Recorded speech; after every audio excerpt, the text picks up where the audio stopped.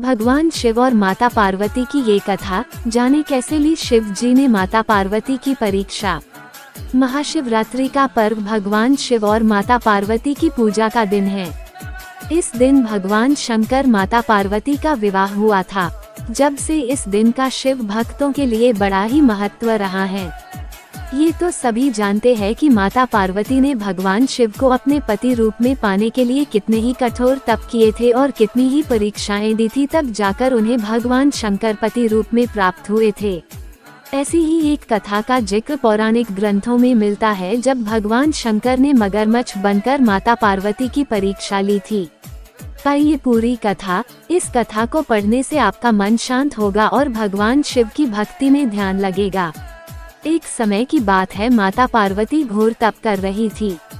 उनकी भक्ति और तप को देखकर देवताओं ने शिव जी से माता की मनोकामना पूरी करने के लिए कहा था।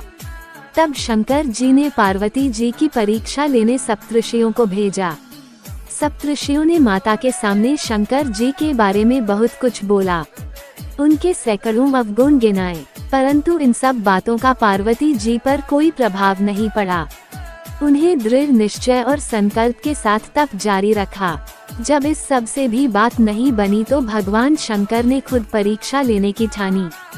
भगवान शंकर प्रकट हुए और माता पार्वती को वरदान दिया।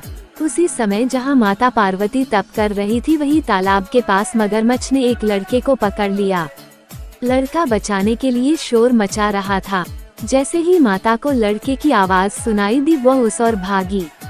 उन्होंने देखा मगरमच्छ लड़के को तालाब के भीतर खींच रहा था। मगरमच्छ बोला, एक ही शर्त पर मैं इसे छोड़ सकता हूँ। आपने तप करके महादेव से जो वरदान लिया, यदि उस तप का फल मुझे दे दोगी तो मैं इसे छोड़ दूंगा। पार्वती जी तैयार हो गईं। उन्होंने कहा, मैं अपने तप का फल तुम्हें देने को तैयार हूँ, लेकिन तुम इस बालक को छोड़ दो।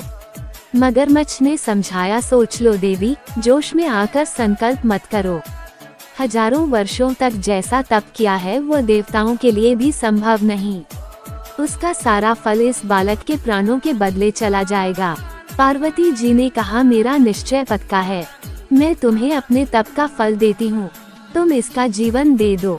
मगरमच्छ ने पार्वती जी से तपादान करने का संकल्प करवाया। तप का दान होते ही मगरमच्छ का देह तेज से चमकने लगा। मगर बोला, हे पार्वती, देखो तप के प्रभाव से मैं तेजस्वी बन गया हूँ। तुमने जीवन भर की पूंजी एक बच्चे के लिए व्यर्थ कर दी। चाहो तो अपनी भूल सुधारने का एक मौका और दे सकता हूँ।